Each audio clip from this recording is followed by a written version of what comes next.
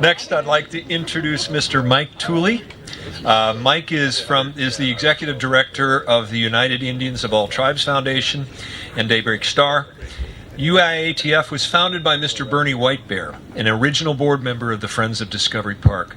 We honor and pay tribute to Bernie today, and Mike is going to give us his perspective on Discovery Park and tell us a little bit about what it was like to work with Bernie and the impact that he had on Discovery Park. Mike?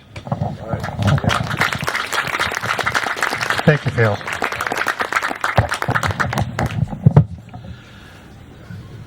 Very honored to be here today.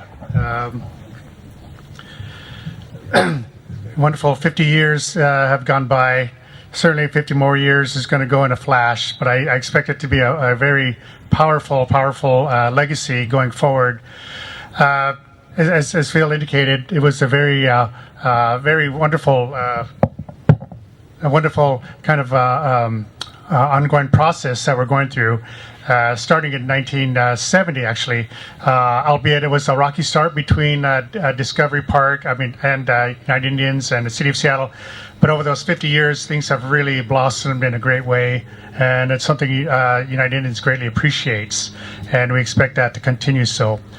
And I'll talk a little bit about my relationship with Bernie Whitebear. He was essentially, he was the founder of our organization, and he done many great things for us. If you ever had a chance to visit our building, he was the person who pretty much got it off the ground. And hopefully you'll get a chance to visit us again at your earliest leisure.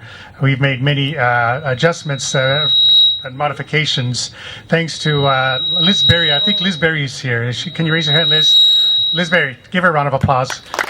We were fortunate enough to gain some funding recently to put a lot more energy and time and structure into what we consider a magnificent cultural center.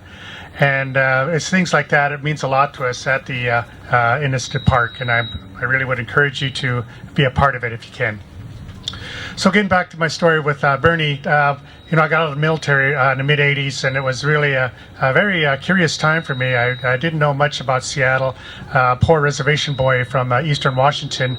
Oddly enough, when I got into the park here, my then girlfriend, now my wife, she brought me to this park, and we went over to the cultural center.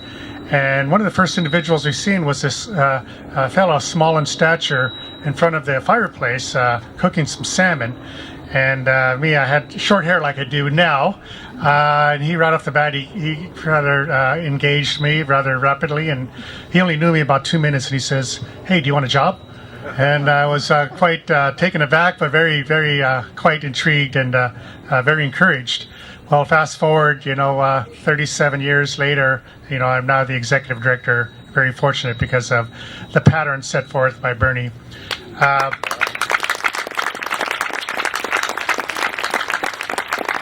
Many sacrifices are made by Bernie and his brother, and a lot of the people that have served on our board, people like Ron Allen, Joe J. Pinkham, Ed Kaplanaho.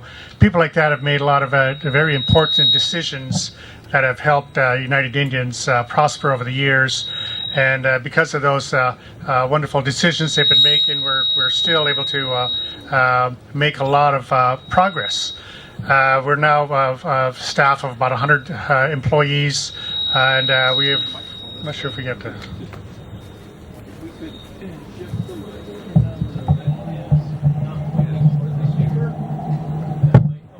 Oh. All right, here we go. And so over time, thank you. So over time, there's been a lot of adjustments made, a lot of great progress made, a lot of programming we've done. We've actually even started recently a radio station within the last year. I'd really encourage you to check it out at some point. A lot of great genres of music and news, and a lot of issues being discussed in Indian country that are relevant towards not only natives but how it impacts people around natives. And we also have more programming that we're going to be implementing soon, and we will keep you informed on that. So anyhow, I'd like to say that had Bernie been alive today, I'm sure he would be standing in this very spot at this very moment, sharing you many great observations that he's has observed over the years, many great programs and progress that's been made. But he always done it with humor, always done it with a quip, always done it with a great deal of cultural appreciation and education. And that's something that I really appreciated about him. He was just a man of very strong words, but he got things done. And I know that he worked really hard with the Parks Division and making things happen in this wonderful park. And I'm certain that right now he would be very proud of what we are seeing here today. And last, before closing, one question I've always had is, what I want to know is, where do these black bears come from? Are they cougars or deer or coyotes? How did they get in this magnificent park? It's just something I've always asked my question, and it's just very, very odd. But at any rate, I just want to say, go Mariners.